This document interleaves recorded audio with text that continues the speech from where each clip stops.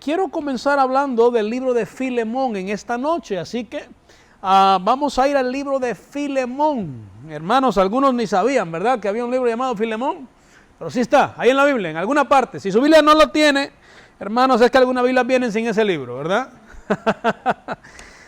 Filemón está antes del libro de Hebreos, así que si usted encuentra el libro de Hebreos es más grande, así que encuentra el de Hebreos, y luego antes de Hebreos está Filemón. Y vamos a hacer la introducción hoy simplemente al libro de Filemón.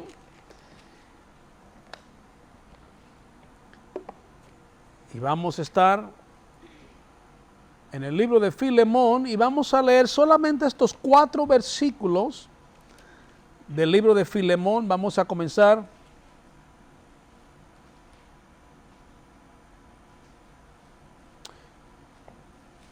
leyendo el versículo 1 al versículo 4, así que Filemón 1:4, y puede ahí sentado seguir simplemente la lectura con su vista. Dice la palabra de Dios así, Filemón, ¿lo tienen ahí, hermanos?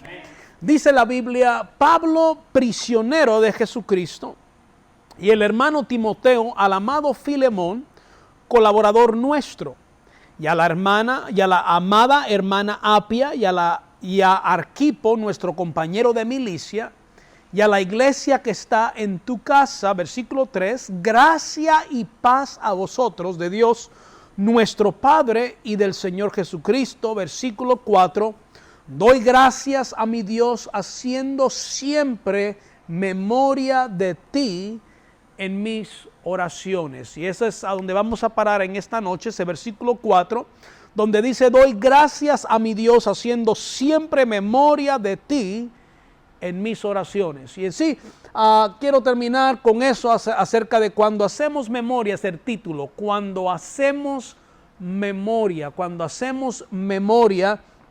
Y quiero que entremos a la introducción. Filemón, hermanos, es una carta escrita por el apóstol Pablo, y el apóstol Pablo era poderoso en su escritura. Él tenía el don de escribir. Yo no creo que tenía el don de predicar, pues yo creo que cuando predicó, recuerda, Éutico se cayó por la ventana, dice la Biblia, se quedó dormido. Yo creo que cuando el apóstol Pablo predicaba, la gente dormía, pero cuando escribía y mandaba una carta a una ciudad, transformaba la ciudad. Usted recuerda las cartas que escribió, 13 de ellas, las manda a Corinto y transforma a Corinto, y encontramos que con una simple carta este hombre podía sacudir la ciudad entera, tenía su don, y es importante que usted entienda y conozca el don que Dios le ha dado a usted. Y él escribe esta carta, y es una carta escrita a Filemón, y la escribe durante su encarcelamiento en Roma. Así que ¿dónde estaba Pablo encarcelado? ¿A dónde? Estaba encarcelado en Roma, y en su encarcelamiento en Roma es cuando él escribe esta carta a Filemón. Ese encarcelamiento no es en una cárcel como usted quizás piensa.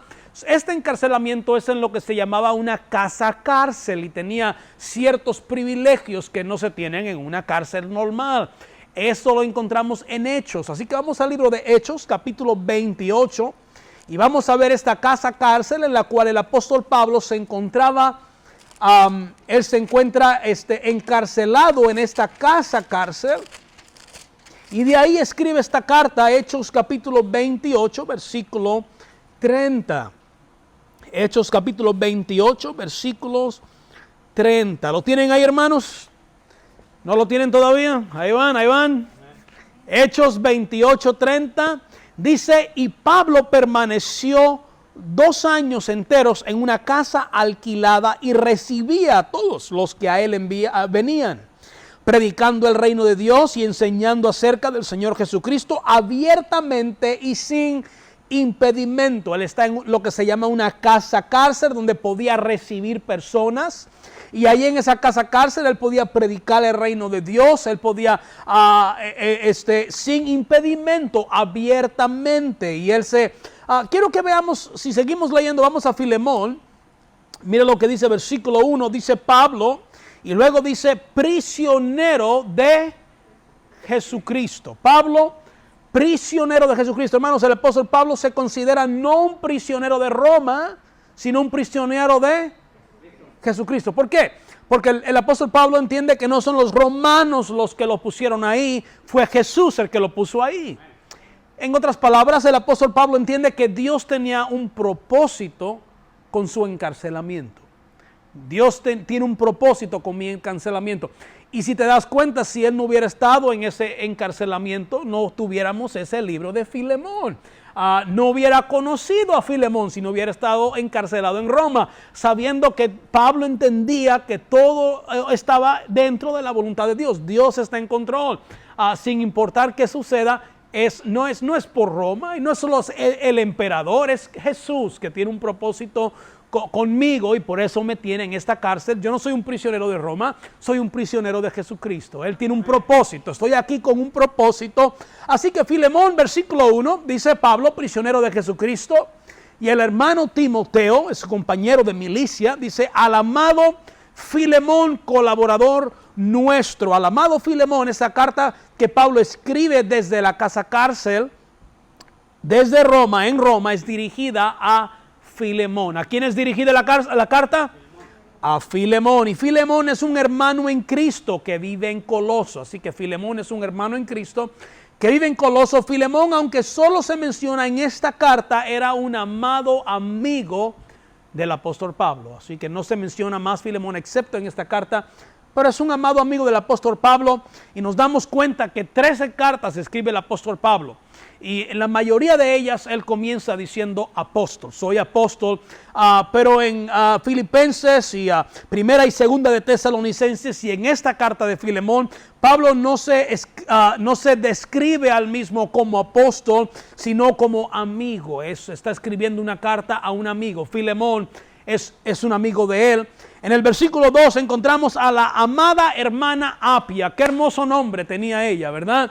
Hermana amada Apia siendo quizás la esposa de Filemón, y Arquipo siendo el hijo, ¿verdad? De cortito le decían Arquipito.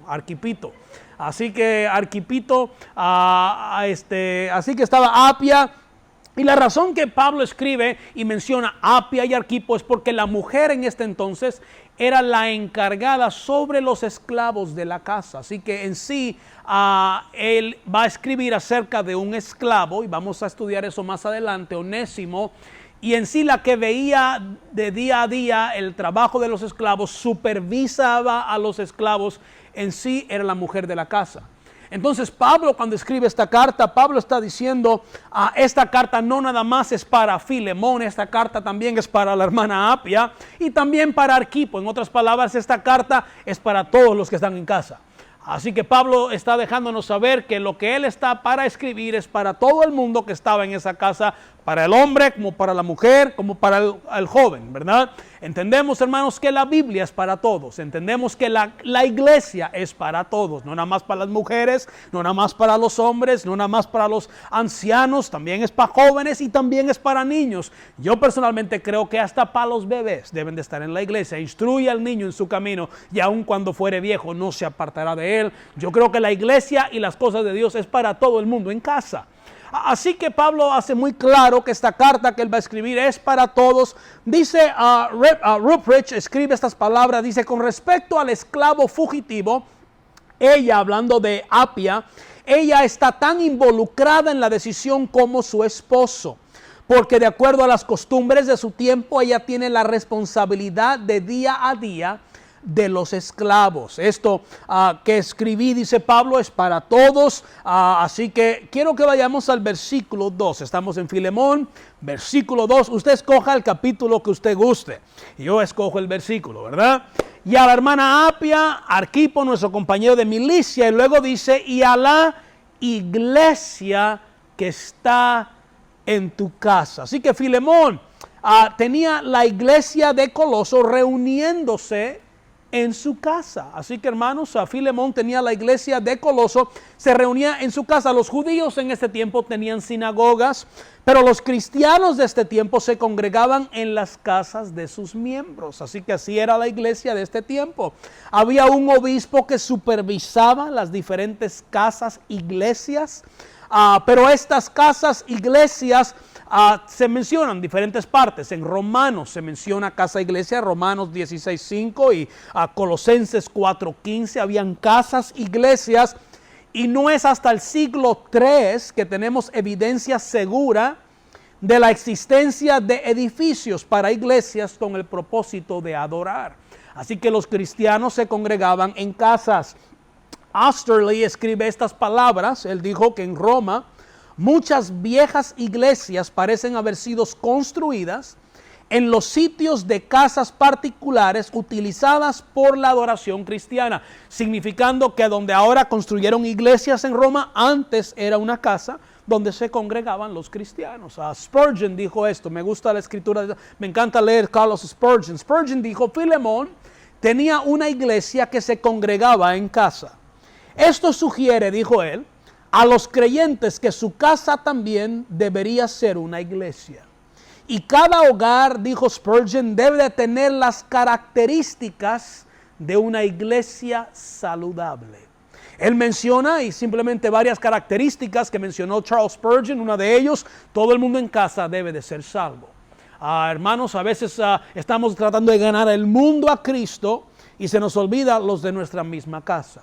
Se nos olvidan que nuestros hijos quizás no son salvos o hay que asegurarnos que todos en la casa son salvos. Y dijo él, adorando juntos, está hablando de tener una casa iglesia, está hablando de tener un vínculo de unidad, habla acerca de tener enseñanza bíblica, habla acerca de un corazón para ministrar a los de afuera. Carlos Spurgeon está diciendo que toda casa debe de tener las características de una iglesia saludable. Vamos a Filemón, versículo 4.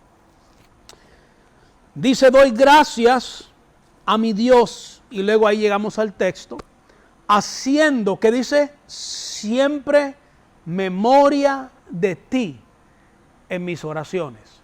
Y ahí quería llegar, hermanos, porque Pablo estaba agradecido con Filemón y le dice, siempre que hago memoria de ti en mis oraciones, doy gracias a Dios. Siempre que hago memoria de ti. Hermanos, cuando uno hace memoria de alguien, y Pablo 4 veces en sus cartas dice que él hacía memoria. Pablo era un predicador muy ocupado. Él viajó a Asia en 2 años. Él predicó, discipuló toda Asia, evangelizó toda Asia. No estamos hablando de una ciudad, estamos hablando de un continente entero en 2 años. Era un hombre bastante ocupado, pero seguido se miraba en sus cartas que él tomaba el tiempo de hacer memoria de personas que habían sido buenas con él, personas que lo habían ayudado en alguna manera, personas que le extendieron la mano cuando lo necesitaba. Y Pablo se detenía aún en una vida tan ocupada y tan atareada y tan ligera para pensar en aquellos que habían sido buenos con él. Y eso es hacer memoria de alguien. Hacer memoria de alguien es recordar a una persona y recordar lo que esa persona ha hecho por usted. En Lucas capítulo 22, versículo 19, si podemos ir ahí a Lucas, capítulo 22, versículo 19, hacer memoria de alguien es recordar a esa persona y lo que esa persona ha hecho por usted. Yo he aprendido que, humanamente hablando, y nos sucede a todos, es fácil recordar lo malo que se nos ha hecho. Pastor, hace 20 años atrás me la hicieron y todavía lo recuerdo. Pero rápido se nos olvida lo bueno que nos hicieron. Rápido se nos olvida las cosas buenas que la gente ha hecho por nosotros. Siempre me interesa la historia de José, cuando él está en la cárcel y los que estaban en la cárcel con él, el copero del rey, el panadero, tuvieron sueños y él les declara lo que significa el sueño. ¿Recuerda eso? Y la petición de ellos la petición de José al final le dice, mira, cuando salga de la cárcel usted, dijo, solamente le pido una cosa, que se recuerde de mí. Haga memoria de mí, recuerde que yo fui bueno con usted y salió de la cárcel. ¿Y qué hizo? Se olvidó de José. Y vez tras vez en la historia de José dice, y se olvidó de José. Y José en la Biblia es un tipo de Cristo. Y cuántas veces Dios hace cosas buenas por nosotros y olvidamos lo que Dios ha hecho por nosotros. Y dice Pablo, yo estoy tomando tiempo, no es oraciones, es hacer memoria, es simplemente recordar lo bueno que has hecho por mí, Filemón. Y hacer memoria lo vemos en Lucas capítulo 22, versículo 19. Dice la Biblia, y tomó el pan, y sabemos que esto es hablando de la cena del Señor, y la cena del Señor, el pan representa el cuerpo de Cristo, el jugo de uva representa la sangre de Cristo que fue derramada por nosotros en la cruz del Calvario. Dice la Biblia, y tomó el pan y dio gracias y lo partió y les dio diciendo, este es mi cuerpo que por vosotros es dado. Y luego dice, haced esto, ¿qué dice? En memoria de mí. Podemos ir a 1 Corintios capítulo 11 y no tienes que ir ahí por el tiempo, pero encontramos donde Pablo claramente nos habla de la cena del Señor y nos dice que hagamos esto en memoria de Él. Tomar el tiempo de recordar lo que Jesús ha hecho por nosotros en la cruz del Calvario. Tomar tiempo de pensar en ese cuerpo que fue quebrantado por nosotros en la cruz del Calvario. Pensar en la sangre que fue derramada en la cruz del Calvario por nosotros. Y dice Cristo, voy a instituir algo donde ustedes simplemente se sientan un rato en la iglesia y hacen memoria de lo que hice por ustedes en la cruz del Calvario. Recordar un rato lo que Cristo hizo por nosotros en la cruz del Calvario. Una ordenanza, la cena del Señor, instituida por Dios para recordar lo que Jesús hizo por nosotros en la cruz del Calvario. Hacer memoria es lo que los judíos hacían en la Pascua. Éxodo capítulo 12, sabemos que estaba el pueblo de Israel como esclavos en Egipto. ¿Recuerda esa historia? Y dice la palabra de Dios que iba a venir el ángel de la muerte. ¿Y qué iba a hacer el ángel de la muerte? Iba a entrar a cada casa, iba a matar al hijo mayor en cada casa. Pero dijo el que agarre un corderito y mate el cordero. Recuerda, el cordero era un dios de los egipcios. Y si ellos mataban un cordero, ellos tenían que morir por matar al dios de ellos. Así que cuando tú escogías matar el cordero, estabas escogiendo la muerte en Egipto, porque estabas matando a su dios. Y ellos tenían que matar un cordero y después agarrar esa sangre y aplicarla en el dintel de la puerta. Y muchos israelitas lo hicieron y algunos egipcios también lo hicieron, no nada más los de Israel, algunos egipcios también lo hicieron. De Egipto no solamente salió Israel, algunos egipcios salieron también con ellos. Así que ellos pusieron esa sangre en el dintel de la puerta, llegó el ángel de la muerte esa noche, pero veía esa sangre y no podía entrar. Y muchos perdieron a sus hijos, pero aquellos que tenían esa sangre en el dintel de la puerta, el ángel no entró a esas casas. ¿Recuerda eso? Pero Faraón no lo hizo. Faraón no puso la sangre en el dintel de su puerta. Y dice la Biblia que ese ángel de la muerte llegó a la casa de Faraón. Porque la muerte no respeta posición. La muerte no respeta a quién tú eres. Si no está esa sangre ahí, no importa quién tú seas. Si llega a la casa de Faraón y entró y mató a su hijo mayor. Y dice la palabra de Dios que Faraón se quebranta. Finalmente un hombre con un corazón duro suelta y deja ir al pueblo de Israel. El pueblo de Israel sale de Egipto. Estaban 400 años en esclavitud. Imagínense eso, 400 años. Solo conocían esa clase de vida de esclavos y salen de Egipto, cruzan el Mar Rojo, llegan al desierto y Dios les dice, quiero que hagan algo, quiero que celebren la Pascua, quiero que haya un día donde ustedes hagan memoria, recuerden del día que los libré de esa esclavitud, que los saqué de Egipto. Eso representa la salvación. Haga memoria, recuerda el día que Cristo le salvó a usted. Haga memoria, recuerda de cómo era su vida antes de ser salvo. Recuerda de la manera que eras un borracho, o de la manera que tu matrimonio estaba destruyéndose, o de la manera que vivías en drogas. No sé cuál sea su pasado, pero tomar el tiempo después que salimos de esa clase de vida y estamos ahora en una nueva vida, pero de vez en cuando hacer memoria y simplemente recordar a dónde estábamos y a dónde estamos ahora. Hacer memoria es lo que se celebraba Hanukkah. Se celebra Hanukkah. Hanukkah, el historiador Josefo nos dice que este día festivo antes se llamaba el Festival de las Luces. Y Hanukkah, observada por 8 noches y días entre noviembre y diciembre, una fiesta judía en donde celebran la liberación que tuvieron cuando murió Antíoco Epifanes. Antíoco Epifanes, un líder de Siria en el 168. A este líder de Siria, Antíoco Epifanes, entró a Jerusalén y vandalizó el templo en Jerusalén. Y este Antíoco Epifanes puso sangre de un marrano en el altar de los judíos. ¿Imagina eso? Hizo un edicto que no se podía estudiar el Torah.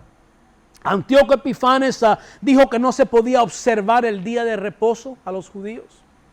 Este líder de Siria dijo a los judíos que si ellos circuncidaban a sus niños serían castigados con muerte. Y Antíoco Epifanes envió soldados de Siria por las aldeas para velar a los judíos y enforzar su edicto. Y forzar a los judíos a adorar a sus dioses de Siria.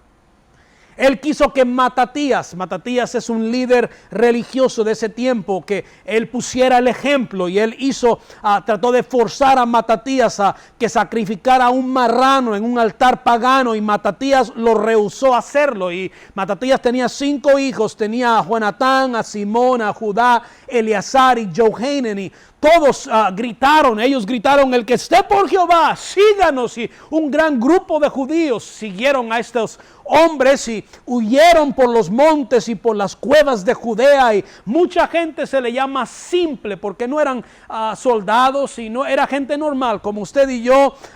Siguieron a estos hombres, eran granjeros, y ellos agarraron lanzas, arcos, flechas, piedras, y 3 años después reclamaron el templo en Jerusalén. Hubo una guerra contra Siria, una guerra contra Antíoco Epifanes. Ganan esta guerra, pero bajo Antíoco Epifanes más de 1 millón de judíos murieron.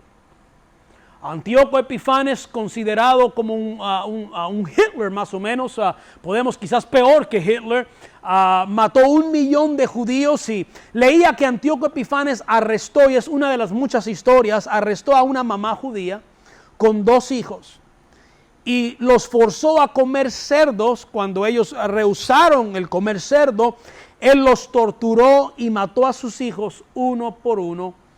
Dice el narrador de esta historia que esta mamá vio cuando mataron a cada uno de sus hijos en el espacio de un solo día, y cada uno de sus hijos dio un pequeño discurso antes de morir, pero el último de ellos, dice la historia, que dijo muerto pero bajo el pacto de Dios de vida eterna. Y por último mataron a la mamá, y es la muerte de Antíoco Epifanes, este hombre que fue perseguidor de los judíos, una persona que mató más de 1 millón de judíos. Es la muerte de él que se celebra en Hanukkah. Es un tiempo donde hacen memoria. Es un tiempo donde ellos recuerdan cómo Dios los libró de este hombre tan malo. Lo que estoy diciendo en esta noche es que tenemos que tomar tiempo para hacer memoria. Tenemos que hacer memoria de donde Dios nos ha sacado. Tenemos que hacer memoria de donde Dios nos ha librado. Y lo que dice Pablo a Filemón es: cuando estoy haciendo memoria de ti, dice, empiezo a dar gracias a Dios. Cuando empiezo a hacer memoria de ti, mi corazón se empieza a llenar de gratitud a Dios, y comienzo a darle gracias a Dios. Yo he encontrado que cuando empezamos a hacer memoria de lo que Dios ha hecho por nosotros, memoria de lo que otros han hecho por nosotros, nuestro corazón se empieza a llenar de gratitud. Se empieza a llenar de gratitud.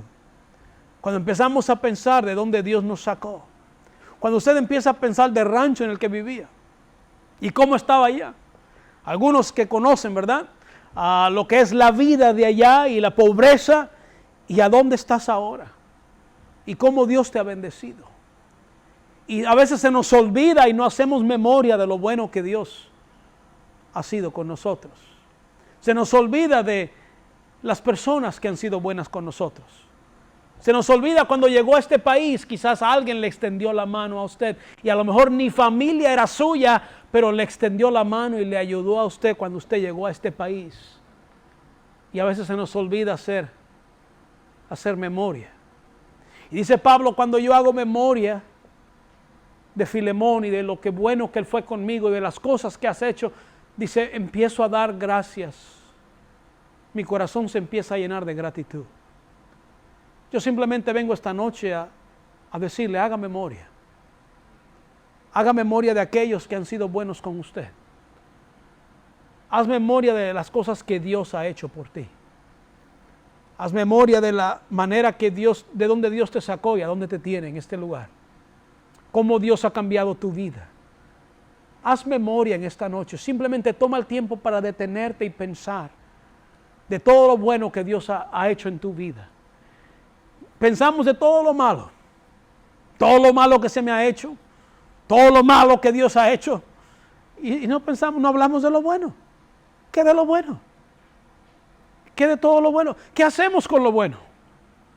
Estaba hablando con los hermanos acerca de la historia de Job. Y quiero cerrar con esto porque cuando la esposa viene con Job y le dice a Job, maldice a Dios y muérete, ella estaba pensando de todo lo malo que le estaba sucediendo a Job. Mira todo lo que sucedió, Job. Mira todo lo malo que te ha pasado. Estás enfermo, perdiste tu salud, perdiste tu dinero, perdiste todos tus ganados. Dice, maldice a Dios y muérete. Pero Job dice estas palabras: ¿aceptaremos de Dios el bien y no el mal? Está diciéndole en palabras hispanas: vieja, estamos pensando de todo lo malo, pero ¿qué haremos con todo lo bueno? Porque Dios también ha sido bueno. Es cierto que quizás perdimos el ganado, pero para comenzar teníamos ganado. Es cierto que perdimos los siervos, pero teníamos siervos. A gente que nunca los tuvo. Es cierto que perdimos los hijos, pero tuvimos hijos. A gente que nunca ha tenido hijos. Entonces, podemos simplemente enfocarnos en todo lo malo, vieja, pero ¿qué de lo bueno? Y será bueno que de vez en cuando nos enfocáramos en lo bueno. Y pensáramos en todo lo bueno que Dios ha hecho por nosotros. Y dijéramos a Dios, gracias. Gracias. Ahí donde está, en su silla. En esta noche simplemente quiero que haga memoria. Haga memoria de alguien que ha sido de bendición a usted. Joven, haz memoria de tu papá, haz memoria de tu mamá. Hay algunos que han tenido una madre que sola los ha sacado adelante. Haz memoria. Hay algunos que han tenido un papá que ha sido papá y mamá. Haz memoria. Hay algunos que tuviste a alguien en este país que te extendió la mano. Fue bueno contigo. Te abrió las puertas de su casa. Te trató como familia. Haz memoria. Haz memoria.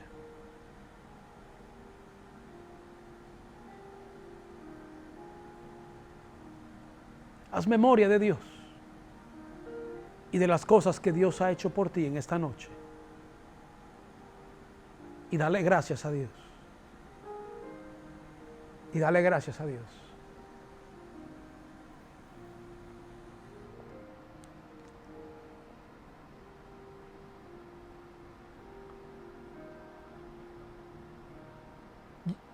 Qué rápido se nos olvida todo lo bueno que otros hacen por nosotros.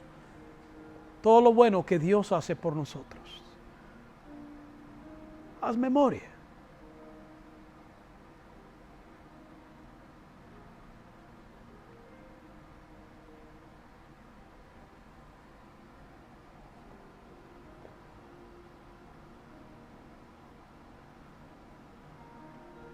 Cuando haces memoria, tu corazón se llena de gratitud. No te quejas, agradeces, alabas, das gracias. Hermano, haga memoria de lo que su esposa hace por usted. Hermana, haga memoria de lo que su esposo hace por usted. Y vas a encontrar que tu corazón se empieza a llenar de gratitud. Y vas a empezar a dar gracias a Dios por tu esposa, gracias a Dios por tu esposo, gracias a Dios por tus hijos, gracias a Dios por mis padres, pensando en todo lo que han hecho por mí. Haz memoria.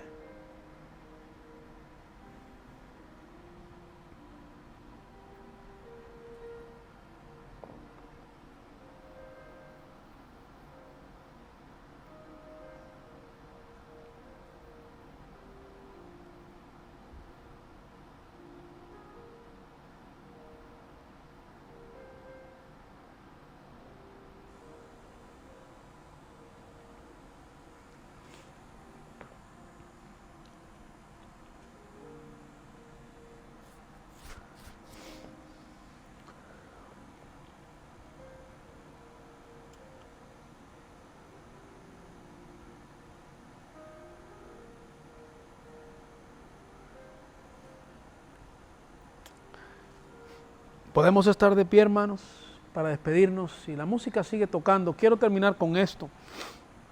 Mi padre, cuando estábamos en Puerto Rico, él no nos quería poner en la escuela pública porque donde estábamos en la escuela pública estaba bien difícil el asunto. Y mi papá comenzó una escuela, nada más para nosotros. Éramos los tres, yo y mis dos hermanas. Y cada día, mi papá, para que nos sintiéramos como que íbamos a la escuela, nos llevaba a la iglesia. Y en la iglesia nos hacían homeschool. Y mi papá, para que nos sintiéramos como que estábamos en la escuela, nos tenía una campana y tocaba la campana para hora de receso. Y mi mamá era mi maestra, mi papá era el principal. Y ese año me gradué con honores. Pero ahora que pienso, y fue mucho tiempo, mi padre hizo eso hasta que nos graduamos. Tuvo escuela simplemente porque no tenía el dinero para ponernos en una escuela privada porque eran muy caros. Pero tampoco quería que estuviéramos en la escuela pública. Y ahora que lo pienso y hago memoria, digo, wow, no puedo creer que él pasó por todo eso para que nosotros pudiéramos estar en una educación cristiana y no estar en la escuela pública. Mi papá y mi mamá hicieron todo eso por nosotros. Y ahora que hago memoria, le doy gracias a Dios por mis padres. Yo les animo a ustedes jóvenes, hagan memoria. Y aún nosotros adultos hay que hacer memoria de cosas que nuestros padres hicieron por nosotros, que ahora si las pensamos decimos, wow, tuvimos buenos papás, hicieron sacrificios por nosotros. Vamos a hacer memoria y dar gracias a Dios por ellos. Señor mi Dios, gracias por cada hermano que está aquí, cada hermana, bendícelos. Bendice a nuestros jóvenes, bendice a nuestros niños, bendice a nuestra iglesia, Señor. Gracias por esta noche, Señor, y por aquellos que pudieron llegar. También te pedimos por aquellos que no pudieron llegar. Bendícelos, oh Dios. Te pedimos, mi Dios, que tú traigas un avivamiento a nuestra iglesia, crecimiento numérico, espiritual, Señor. Que tú hagas la obra, Señor. Úsanos, mi Dios, somos instrumentos en tus manos. Te lo pedimos, Señor, y te damos gracias por todo lo que haces por nosotros. En el nombre de Jesús. Amén y amén.